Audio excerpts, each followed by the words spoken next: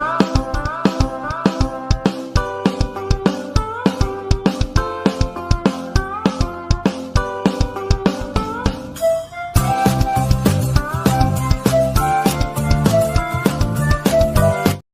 mahalaga sa ating Panginoon.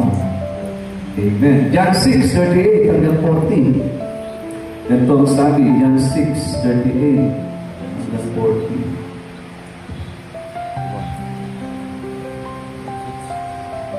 John 6:38 hanggang 40.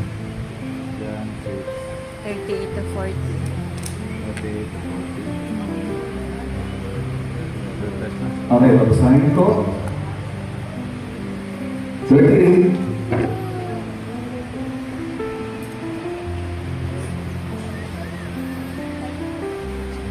Sapagat ako'y bumaba mula sa langit, hindi upang gawin ang kalooban ko, kundi ang kalooban ng nagsugos sa akin. At ito ang kanyang kalooban, huwag kong pabayaan mawala kahit isa sa mga ibinibigay niya sa aking gawin muli o kaya sila sa huling araw. Sapagat ito ang kalooban ng aking Ama, ang lahat ng makakita at manalig sana ay magkaroon ng buhay na walang hanggan at sila'y muli kong bubuhayin sa huling araw. Chosen and precious ang ating Panginoon. Naparito siya para ialay ang buhay niya at tayo ay magkaroon ng kaligtasan. Okay?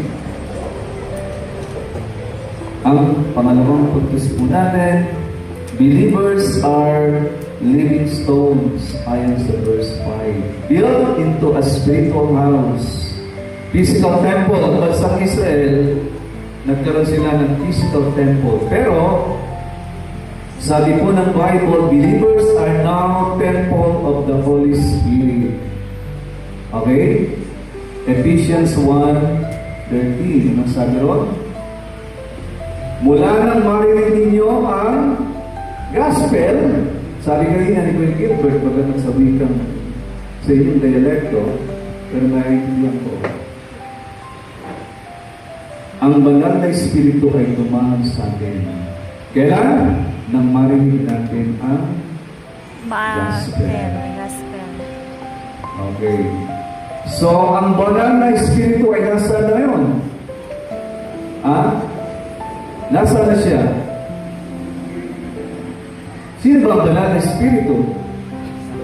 Siya ay katlong persona ng Biblia. Nasa na siya ngayon? Nasa atin na.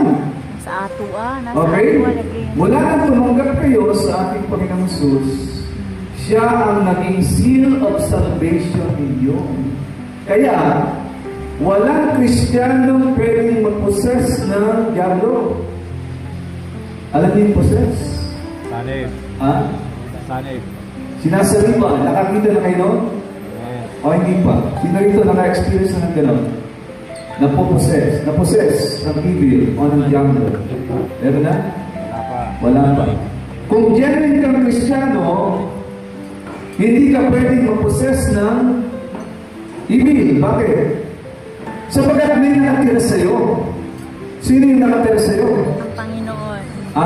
Panginoon. Sino? Ate? Correct. Kailan tumahan?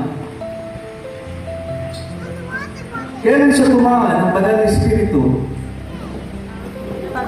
Yun, correct. Si Ate. Nang tinanggap mo siya, nasa kanya. Kaya pag nag-rapture, alam niyo yung rapture?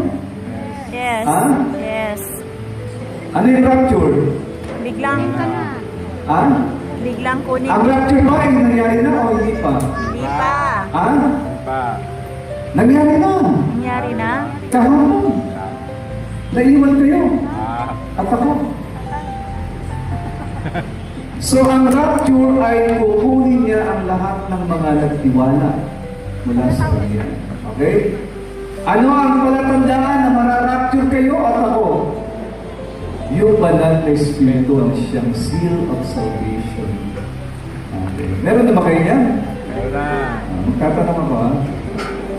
Ito si Ate. Ate, ikaw ba yung Holy Spirit na tumatahan sa buhay mo? Ano ba? Yes! Yun, correct. Si Kuya. Ito, si Kuya. Yes, kapatid nila Joel. Panganay. Wala rin kayo sa hinahanap ko kanina. Yung medyo kalina, na medyo may edad.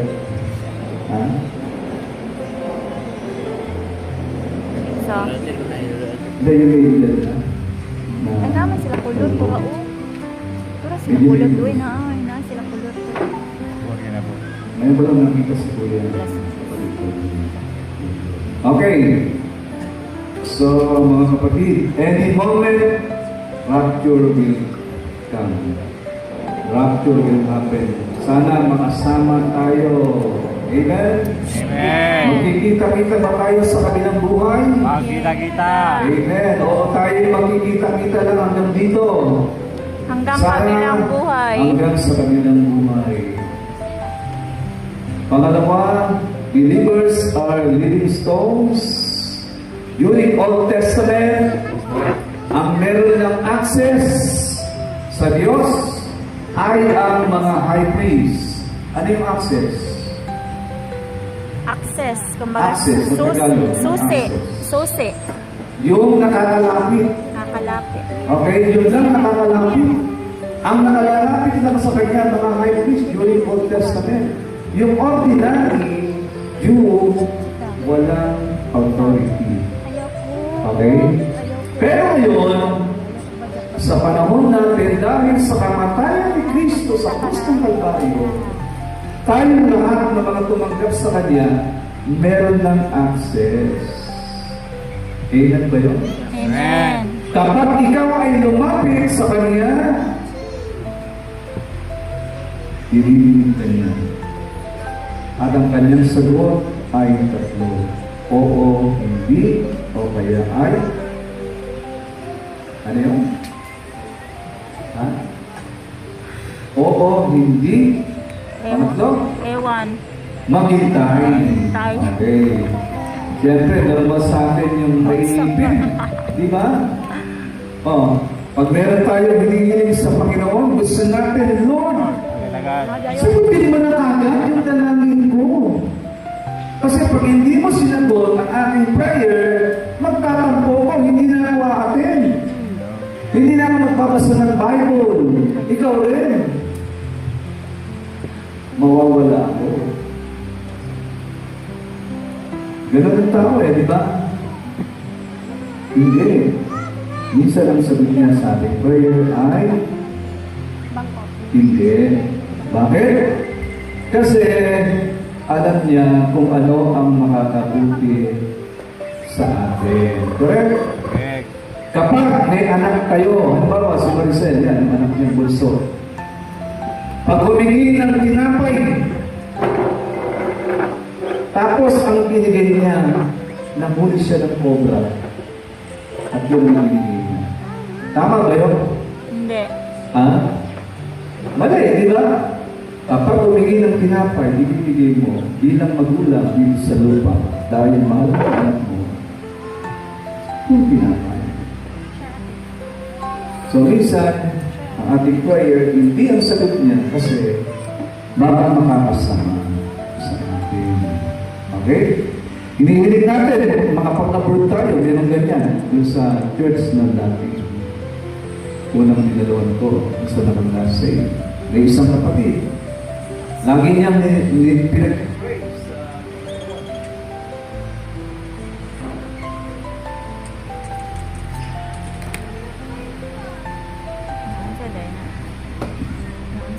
okay.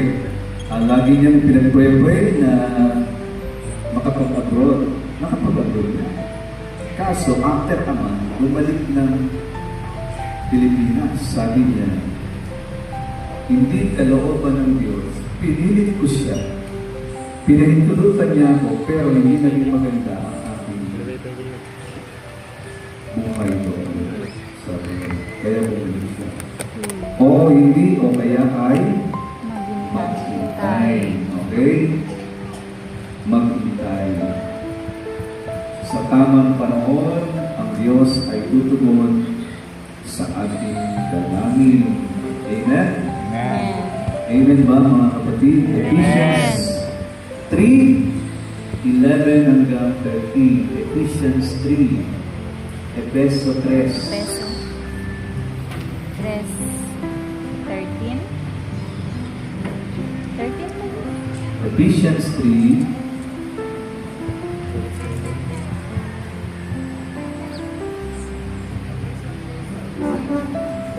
Eleven hanggang 13.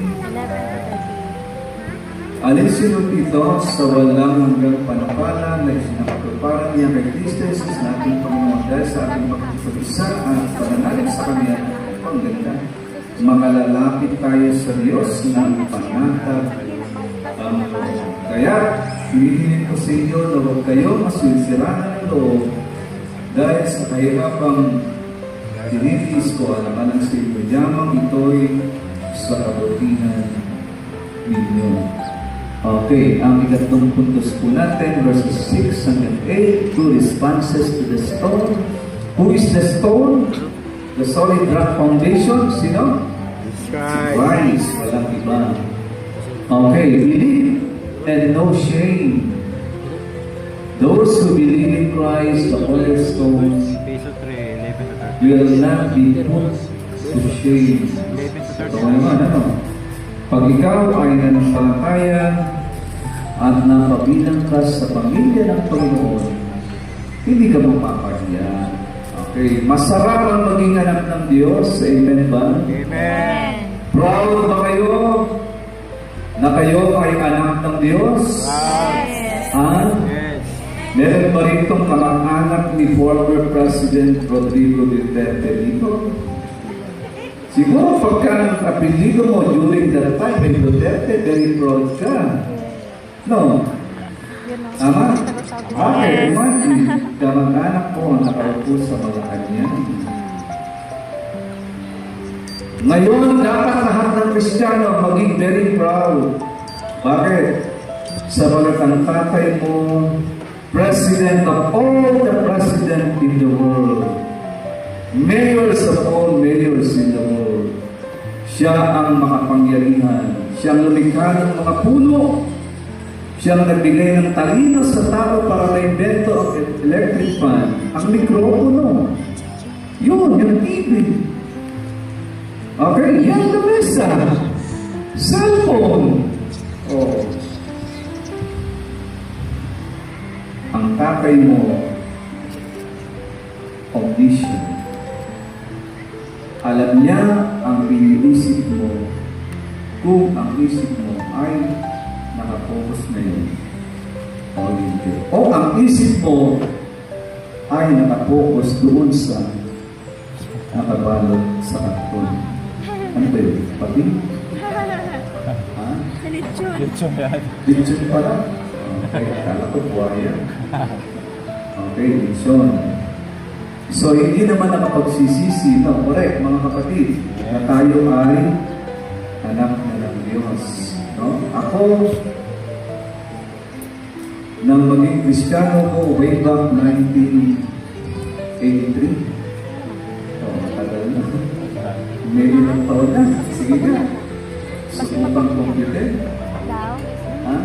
To present, 2025. Magpapabuhay ka na. Sige. 42. Ha? Ilan po yun? 42. 42! Oh. Meron pa rin itong gano'n ang kanyang spiritual pagkakilala na sa Panginoon. O ang edad ng kanyang buhay Kristiyana, 42. So, 42. Ha? Wala. Si Kuya Gilbert, ilang taon ng Kristiyano? 18 years. Si Ate Christy, ilang taon na? May 30 na ba? Ha? Asa siya? 39 po. Okay. Pero, mula nang maging Kristiyano ko, Sige, pusa ka mo. kahit kailan, Sige. Pusa. hindi niya ako pinabayaan. Amen? Amen. Ang buhay kong dating pangit, pinago niya. Amen. Dati, Bugas ng bukol. magnanakaw ako. Nasa kabilang ko. O, totoo yan. Yeah, pangit na kagina. Hanggang ngayon, Kaya huwag kayo mag-iwan ng cellphone sa table. Baka i-gusto ko yan. Ang dating buhay mo dapat pas na yun. Di ba? Kung dati kang lasinggero, dapat hindi ka ngayon lasinggero. Amen? Kung dati kang babaero, Papaero pa rin ngayon. dapat hindi na ngayon. Dapat hindi na. Kung dati kang chismosa, Dapat hindi na chismosa pa rin. dapat hindi na ngayon. Kung dati kang malikot ng kamay, dapat hindi na ngayon. Meron transformation. Di ba? Yun ang totoong na born again. Pag ang buhay mo hindi na bago at ang sabi mo born again ka na, tinanggap mo na si Christ, pero dati pa rin, you are a big, big liar. Ikaw ay sinungaling. 2 Corinthians 5:17, ang sabi? If any man is in Christ, he is a new, ano? Ha? He is a new creature. Bagong nilalang. New creature. Okay? Bagong nilalang na dapat. Naalala ko nga testimony ng isang gay, dating gay, na naging Kristyano. Ewan ko kung naalala ng iba. Ang pangalan niya si Tonet sa Chick to Chick. Nanonood pa kayo ng Chick to Chick? Tagal Mga yan. early 90s, 91, 92, mga ganun, 90. Asabay niya si Novabilia, Freddy Webb. Etong taong to, bakla talaga. Kung manamit, kita puso, nagbabra. Sabi niya, lahat ng klase ng kalasuan sa buhay, nasubukan ko. Lahat ng klase ng lalaki, nagkaroon ako. May sakit. Droga, nasubukan ko na. Namura siya pariwara. Pero nung makilala niya ang Panginoon, sabi niya, ang dating tulit at dating bangla, alam niyo, nakabarong na. At nangangaral na ng sila. Ganun ang ano, totoong na say. Okay? Kaya kung meron dito sa ating kalagitnaan na ang buhay hindi na bago, I tell you, hindi ka genuine child of God. Okay? Hindi ka genuine child of God. Ang totoong naligtas, ano? Nababago ang buhay. Amen? Nabago na ang buhay mo. Verses 7 to 8, disbelief and stumbling those who disobey the word, the gospel. Kapag hindi ka naniwala sa gospel, kanina, ano ang gospel? Sabi kanina ni Kuya Gilbert? 1 Corinthians 15, 3 hanggang 4, may kinalaman daw ito saan? The gospel? Pagligtas. Ano yung gospel? Gospel. Ha?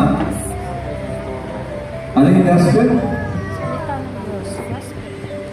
Ang gospel ay may kinalaman sa Salita ng Diyos. ginawa ni Christ Ginawa ni sa Christ. krus. Ginawa. Siya'y namatay, Ginawa. Gospel. Hindi. At Ginawa. nabuhay. Ginawa. Nabuhay. Sa nabuhay. Dili salita. okay? Umakyat sa Bagsak langit, ka. nakatumbabalik, Sir, at hindi pa nangyayari. Yun ang gospel. mas bagsak ka ka nang Kapag narinig ng tao ang gospel, kopya ka. at Dyan yung inyo. itininig niya sa puso niya, at Kopya lang ka. Zero. Pag ito mo kopya. at Matro ka zero. tinanggap si Kristo, doon magsisimula ang pagbabago ng mundo. Ang bautismo, kanina sabi ng ating Kuya Gilbert, ay hindi nakapagliligtas. Tama? Ang nakapagliligtas ay walang iba, kundi ang ginawa ni Kristo sa krus ng Kalbaryo. Doon nagsisimula ang pagbabago. Okay? May iba sabi, magpapabautismo ko para yung dati kong kasalanan hindi ko na gagawin. Mali yun. Okay? Hindi ka magpapabautismo para iwan mo na yung mga dati mong ginagawang hindi maganda. Iniwan mo na mula nang makilala mo siya. Amen? Amen. Ha? Sabi mo ng iba, magpapabautismo na ako para mabago na ang buhay ko. Hindi, mali yun. Okay? Huwag niyong kakalimutan ang bautismo, hindi nakakapagligtas. Ito'y pagsunod lamang sa kalooban Diyos. ng Panginoon Diyos. Ngayon, pag ang tao hindi naniwala sa gospel, okay, ano mangyayari? Ha? Ano mangyayari sa kanya? Pag hindi naniwala sa gospel, narinig ang pangangaral tungkol sa gospel. Ipinangaral ni Kuya Gilbert, nagkaroon ng Bible study sa inyong bahay, pero hindi niyo tinanggap. Hindi na tayo makikita sa kanilang buhay. Okay? Bakit? Sapagkat kayo po ay parurusahan. Anong sabi ng Bible sa Revelation 20? Basahin natin. Verses 10, tapos 13 at 15. Saan matatagpuan ang Book of Revelation? Sa gitna? O sa dulo? O sa una? Revelation. Ha? Ano yung Revelation? Saan? Book of Revelation. Sa pinakauna. Saan? Pinakauna?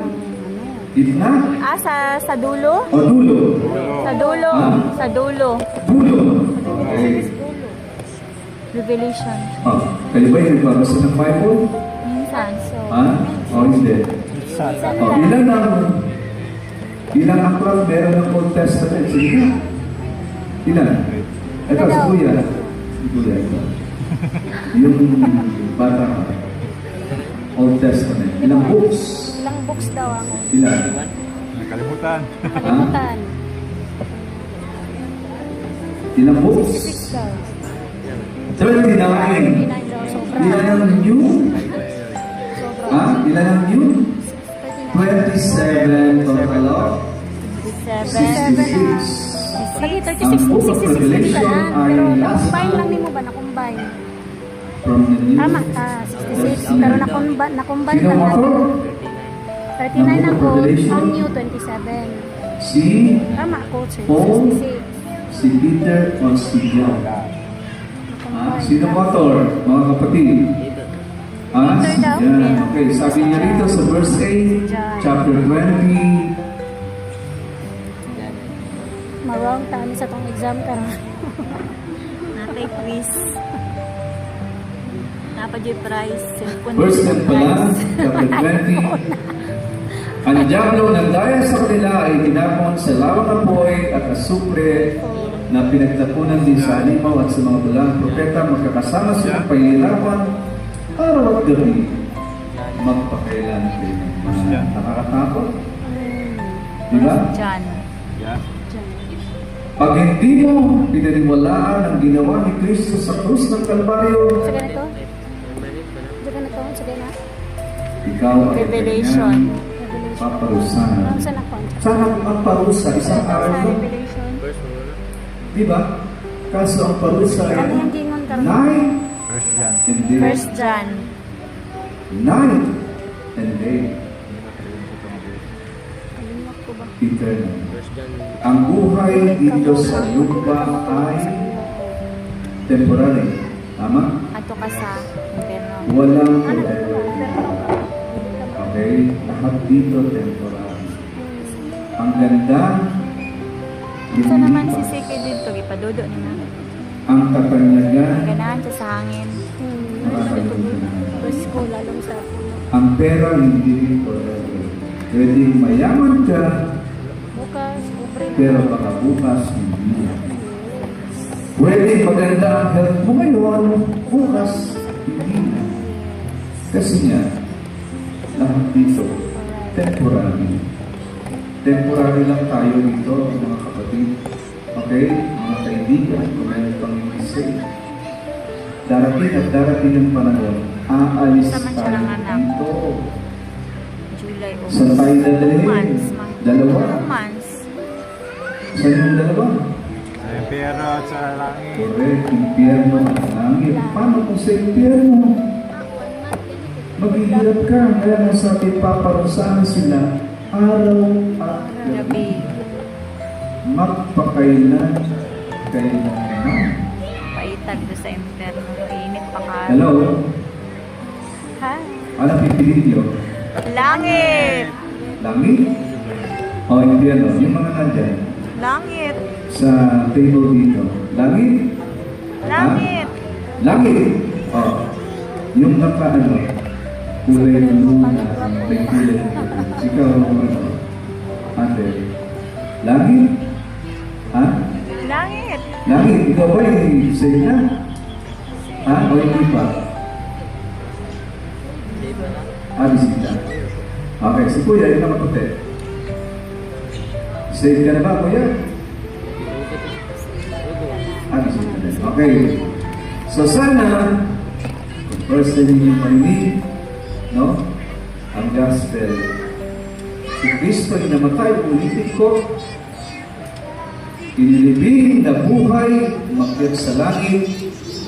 Yan ang makapagliligtas sa atin. Pag narinig mo na si Kristo ang tanging pag-asa natin sa buhay dito sa lupa upang tayo makarating sa langit, sana tanggapin mo ang regalong kaligtasang hinahanap niya. Kung hindi, you will be punished in hell. Paparusahan ka. Ulitin ko, sana kung isang araw, di ba kaya tiisin? Kaso hindi. Yung mga nasa impyerno ngayon, ayaw, naghihirap. Nagsisisi. Kaso, too late. Kasi nung nabubuhay sila, hindi nila tinanggap ang Panginoon Yesus. Hindi nila pinaniwalaan ang ginawa ni Kristo sa krus. Now is the day of salvation. Now is the day of salvation. Ngayon ang araw ng kaligtasan, hindi bukas. Bakit? Baka bukas, patay ka na. Asa si RG na? Walang forever. Doon ang forever. Impyerno o langit. Kung paghihirap ang pipiliin mo, choice mo yun. Kung glory sa piling ni Christ, choice mo yun. Amen. Sana. Amen. Okay? Kaya, mga kapatid, bilang pagbubukas natin, sana bilang mga mananampalataya na, kung tayo nga ay mananampalataya na, living a life worthy, mabuhay tayo sa paraan, kalugod-lugod sa Kanya. May madali bang maging Kristiyano? Madali lang. Ha? Madali o mahirap? Madali lang. Mahirap. Mahirap. Madali maging Kristiyano, mahirap magpaka. Kristiyano. Mahirap ka Kasi ang mata ng iba nasa Nakapokus sa'yo. binaba sa kanila kung ikaw ay talagang anak na ng Diyos. Di ba gano'n? Binabasa ka. Kaya pag may nakita silang mali, anong sasabihin? Ganyan ba ang Kristiyano. Kristiyano? Yan ba ang tinuturo sa inyo ni Pastor Albert? Di napintasan, hindi lang kayo, kundi ang inyong gwapong pastor. Hindi lang kayo, hindi lang siya, the whole church. Diba? Kaya kailangan ang testimony nating mga mananampalataya ay iniingatan o tukso. Layuan mo ako. Layuan mo ako. Tama ba yung kantang yun? Yes. Ha? Yes. Mali. Kasi ang tukso hindi lalayo. Oo. Ikaw ang lalayo. Tukso. Ikaw ang lalayo sa tukso. Diba? Kaya sabi ni Eva, yun ba yun? Tama? O tukso, layuan mo. Tukso. Layuan mo. layuan mo ako. Kaya kami ng Winasak. so hindi lalayo ang tukso. Ikaw. Pag ang kahinaan mo sugal at may nagsusugal doon, huwag kang pupunta. Pag ang kahinaan mo anak at may nagiinuman doon, huwag kang pupunta, huwag kang dadaan. Kang pupunta. Eh kung minsan kahinaan mo na yung anak, kung saan may nagiinuman, dadaan ka kunyari. Kasi para makatagay, one shot. One shot. Respeto lang. Di ba? Eh, kahinaan mo, sudan. Eh, nakita mo, meron laundry, roto, tayaan. Kahit nila. Tapos ikaw, Kristiyano, dadaan ka. Eh, nakita ka ng kapitbahay mo. Hindi ba yun yung Kristiyano dun sa may... Bakit tumataya ng loto? Tumataya ng LD. Wait, dito. Balik mo ko na magbar. Wala na. Okay, so ingatan ang ating testimony. Okay? Mga kapatid, at kung hindi ka pa nga Kristiyano, now is the day of salvation. Amen?